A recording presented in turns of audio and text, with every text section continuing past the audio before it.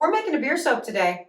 Oh yeah, I'm redeeming myself. You remember during the big lather test how awful that soap was? I do better than that all the time. And I'm going to show you today. But before I do, hi, I'm Mrs. Soap and Clay. Let's make stuff.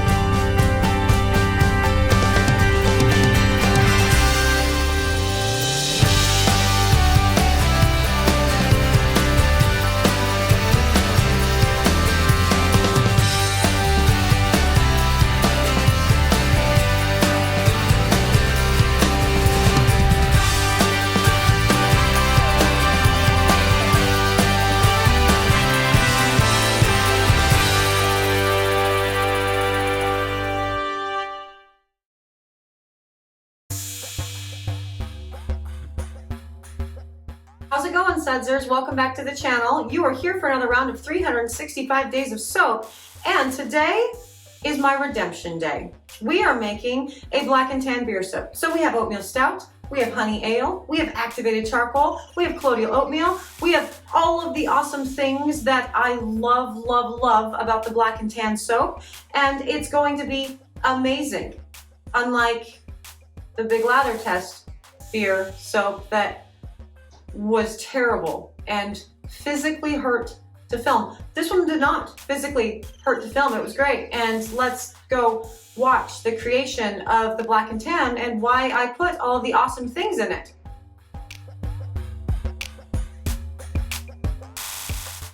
Yeah, it's my redemption day. I'm so excited. So the first step in making a beer soap is going to be letting the beer go flat and then freezing it into, cubes. And this is not exactly a cube, so I'm having to, cut pieces of the frozen beer off in order to get it ready for the lye.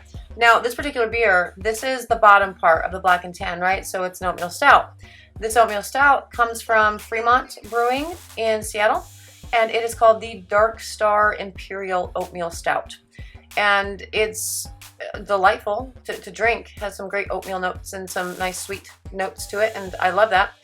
And I am going to be adding the lye directly to the beer, the frozen beer solution here, and letting the lye in the exothermic reaction melt the ice cubes, really, and do its thing. Now, the reason you want to do this when you're working with alcohols and you want to freeze your water or your beer as it is because, again, this is an exothermic reaction when lye hits liquid, and the sugars that are in alcohol can cause this to heat up really, really hot, really, really quickly.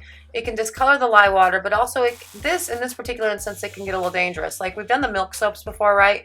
And I've shown you, what happens when you don't freeze the milk and kind of nothing. It does discolor, but the lye water itself is still usable. It doesn't render the lye, inert.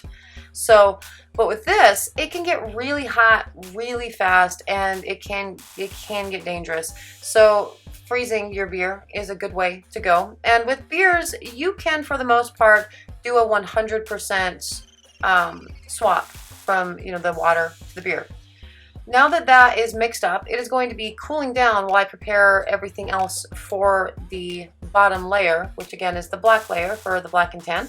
So we put colloidal oatmeal in there, as well as activated charcoal for the darkening color, which isn't super duper necessary because the oatmeal stout is dark in and of itself.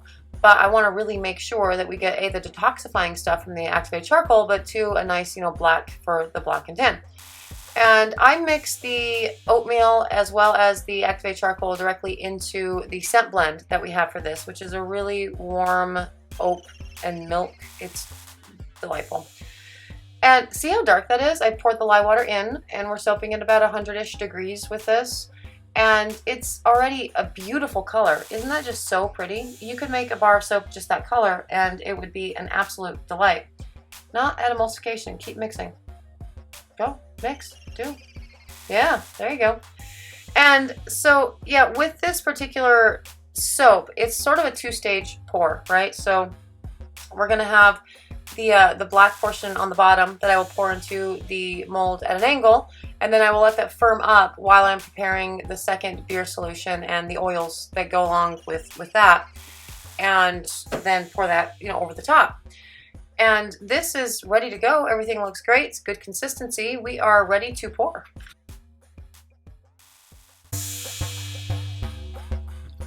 Now on to the pour. So again, the black portion of the Black and Tan, the oatmeal stout version, is going to go into the mold on an angle, and all of it is gonna, you know, go in there, and we are going to let that set up while we prepare the second layer of this soap, and it will firm up nicely and allow plenty of time to put the tan portion on top of the Black and Tan. Now, incorporating beer into soaps, right? We talked about it some in the dumpster fire video of the during the big lather test. That was great. What am I doing? Sure, that was cute. What was that? Yeah. So yeah, the properties of, you know, beer and the way that beer is sort of created, right? With the hops and all the things. Beer has a lot of amino acids in it, and it has a lot of, you know, sugars, which both really help boost the lather of a soap, really, and so that's awesome. It also has some really cool sort of soap scum removing benefits to it, and it's also detoxifying the finished product, which is very ironic because, you know, beer is the opposite of detox, but, you know, whatever. And it's very detoxifying for the skin, really helps balance the skin's pH. Adding beer to a soap, to a shampoo bar, if you are into cold process shampoo bar making, it's a really great addition for a number of reasons. And this particular bar, obviously, we are going for the moisture, we're going for the detox, we're going for the really big bubble. And so that's why I love incorporating beer into, you know, soaps, get all the amino acids, and that's awesome. Now, this is the second stage of the Black and Tan, the tan portion of it. And so same process that you saw before with the beer and the frozen, you know, the ice cubes and all of that, and, you know, then mixing it with the lye and then putting it into the oils. And with this particular beer for the honey ale portion, it's not actually a honey ale. For this one, it's a beer from E9, which is a shop on 6th Ave, which is a brewery on 6th Ave, and it's called Michelle the Gamer, and it's actually an India session ale. But I couldn't get a hold of a honey ale for this, so I'm swapping out for this one because I like to stay local with the beers that I put into my batches, and it should perform, you know, exactly the same, really. And I tasted the beer; it tastes great. I mean, I tasted it before I froze it and flattened it and turned it into ice cubes, obviously, because that's just gross. You ruin beer to put it into soap, really. But yeah, no, keep going. And yeah, this particular, the top portion, the honey ale portion, the tan, it is scented with a beautiful honey blend, and it also still has a colloidal oatmeal in there. And it is, again, very moisturizing, huge, big lather because of this. Again, it has the cool, you know, soap scum removing stuff, and does really well in all water types. So, you know, hard water, soft water, whatever, it produces a really awesome bubble right off the bat. And that's obviously what I'm going for, because I have people that use my soaps, you know, all over the place, and they have different water properties, and so I want to make sure that their soap lathers well no matter what. Now, with the top portion here, I'm still pouring it at an angle, but since it's getting like full, the mold is getting kind of full, I'm gonna go ahead and take it and put it on its bottom so I can pour the remainder of the tan portion onto the Black and Tan and get it ready for C-pop. And I C-pop like everything that I make, and that's just because I love to be able to cut my bars the next day and stamp them and get them, you know, starting with the curing process. And the extra heat that comes with a cold process, oven process, really helps that. And it can be a dangerous thing to do, not like a physically dangerous thing, but like a cosmetically dangerous thing to do with soaps that contain sugars or beers, because you are running the risk of the soap sort of getting too hot and cracking on the top. And I don't know, it doesn't affect the performance of the soap, it affects the look, and I've been okay with that in order to, you know, get the soap out of the mold and cut, you know, as fast as possible. So this will sit overnight in C-pop and we will cut it tomorrow.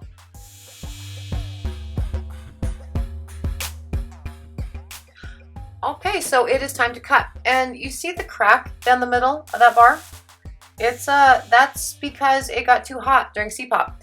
And this is something that happens with soaps that have sugars or alcohols in them, and so you have your sugar alcohols really, and your alcohol sugars, and that's the thing. You get the crack down the middle.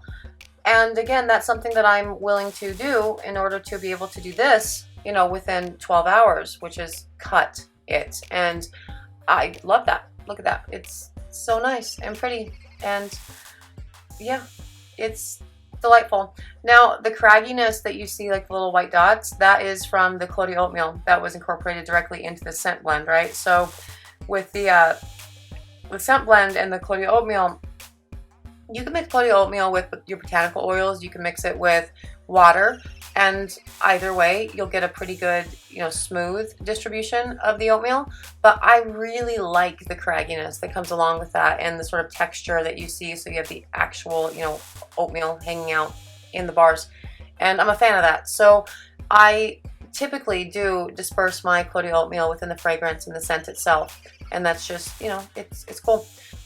Now, another reason why these bars firm up so quickly is because of the oil blend itself. So this particular blend is my big bubble blend, right? So it's 30% coconut oil, 30% palm oil, 30% olive oil, and 5% castor oil, which really yields a really big, beautiful bubble, especially you know, combined with the coconut oil, and 5% avocado oil, which is great for lending a sort of like creaminess to all of it. And it's also, you know, loaded with all of the EFAs and fatty acids and all the awesomeness. And I love it in a big bubble batch, really. And yeah, there it is. There's the Black and Tan, my redemption beer soap, and yeah, it's a babe. I love it.